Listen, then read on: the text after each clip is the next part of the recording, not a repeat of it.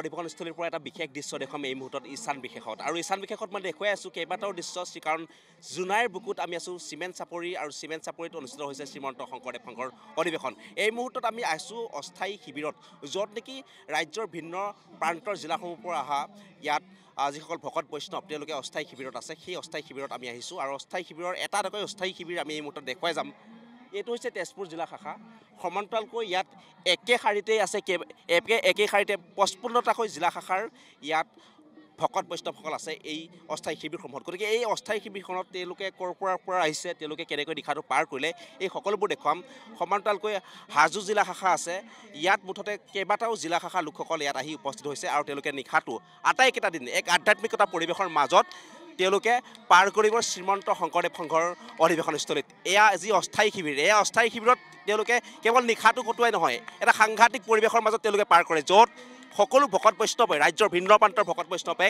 একত্ৰিত হৈ একেলগে তেওঁলোকে এসাঁজ খাই সমানকালকৈ একেলগে অস্থায়ী শিবিৰত তেওঁলোকে থাকে মই তেওঁলোকৰ ওচৰলৈ আহিছোঁ আৰু তেওঁলোক প্ৰথমে আইসকলৰ মুখেৰে নাম শুনি লৈছোঁ তাৰপিছত মই কথা পাতিম তেওঁলোকৰ সৈতে হৰে ৰাম ৰাম ৰাম ৰাম ৰাম হৰি দান বদাৰণ দেৱ বৰ বৰবাৰী জলোচন চক্ৰধৰ হৰি ৰাম ৰাম ৰাম ৰাম বৰবাৰী জলোচন চক্ৰধৰ হৰি ৰাম ৰাম ৰাম ৰাম হৰি ৰাম ৰাম ৰাম ৰাম ৰাম নাম লোৱা মন ভাই নামৰ বিনে গতি নাই হৰি নামৰ প্ৰেমৰ নদী ধীৰে ধীৰে বৈ যায় নাম লোৱা মন ভাই নামৰ বিনে গতি নাই হৰি নামৰ প্ৰেমৰ নদী ধীৰে ধীৰে বৈ যায় এ ৰাম হৰি বোল কৰি মন স্থিৰ হৰি সমৰহ গাম ধনুষ শৰীৰ নাম লোৱা মন ভাই নামৰ বিনে গতি নাই হৰি নামৰ প্ৰেমৰ নদী ধীৰে ধীৰে বৈ যায় নেৰিবা ধৰিবা হৰিৰ নামহে নেৰিবা ধৰিবা হৰিৰ নামহে হৰি পাদ গুই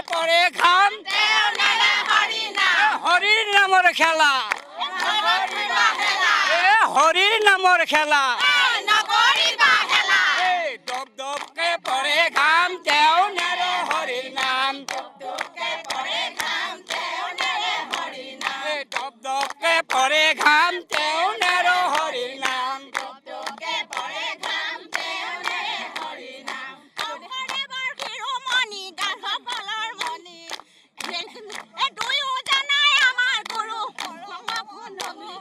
শংকৰ আমাৰ শিৰৰ মুকুট মাধৱকলৰ মণি দুয়োজনাই আমাৰ গুৰু আৰু আমি কৈছোঁ যে চৌদিশে এতিয়া হৰিনামৰ ধ্বনিৰে গুঞ্জৰিত হৈছে এটা সাংঘাতিক পৰিৱেশ যিটো পৰিৱেশৰ মাজত আমি আছোঁ আৰু আমি ঈশান বিশেষত আপোনালোকক দেখাবলৈ চেষ্টা কৰিছোঁ আমি বাপসকলৰ ওচৰত যাম বাপসকলে গাব আপোনালোকৰ ওচৰলৈ আহিছোঁ আপোনালোকে গাব লাগিব এতিয়া জয় শ্ৰীমন্ত শংকৰদেৱ জয় শ্ৰীমন্ত শংকৰদেৱ জয় অক্ষৰণ হৰিৰ নাম ধৰ্ম জয় অক্ষৰণ হৰিৰ নাম ধৰ্ম এইবাৰ বাপসকলে গাব আই মাতৃসকলে গাইছে এইবাৰ বাপসকলে গাব এবাৰ বাপসকলৰ কাষলৈ আহিছোঁ এবাৰ আপোনালোকৰ পাল ৰাম বোল হৰি বোল এ মন ভাই ৰাম বোল হৰি বোল মন ভাই ৰাম বোল হৰি বোল এ মন ভাই ৰাম বোল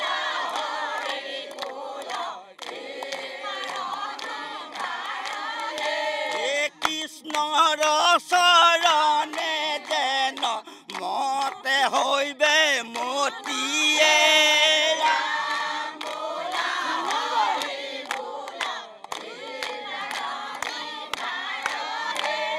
শুনা সাৱধানে তাক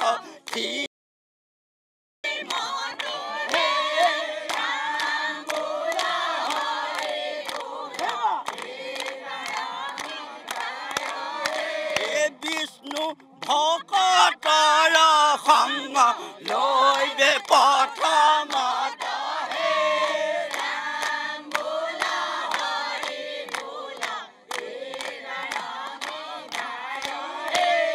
গুৰু মানি শুশ্ৰূষাক ৰিবা ভাল মত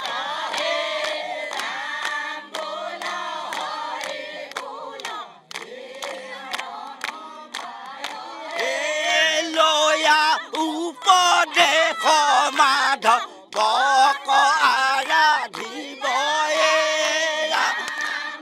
নাইবা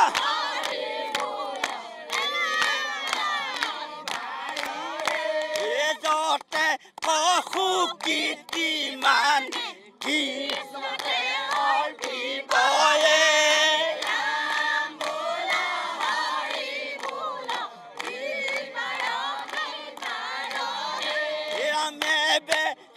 কৃষ্ণ তৰতি হৈবে তোমাৰ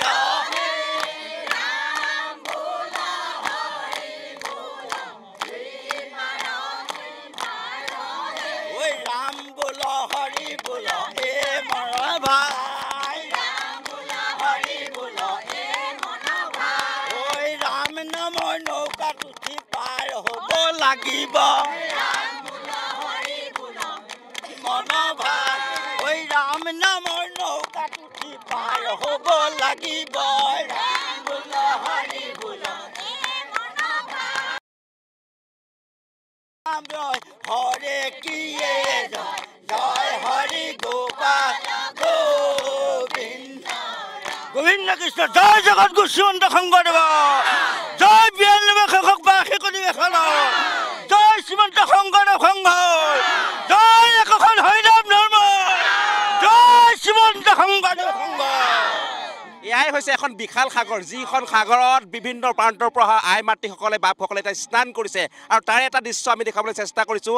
আমি আছোঁ অস্থায়ী শিবিৰত, আমি ভিতৰৰ অংশত যাম। মোৰ সৈতে ভিডিঅ' জাৰ্নেলিষ্ট ৰিদীপ থাকিব, ৰিদীপে ভিতৰৰ অংশ দেখুৱাব।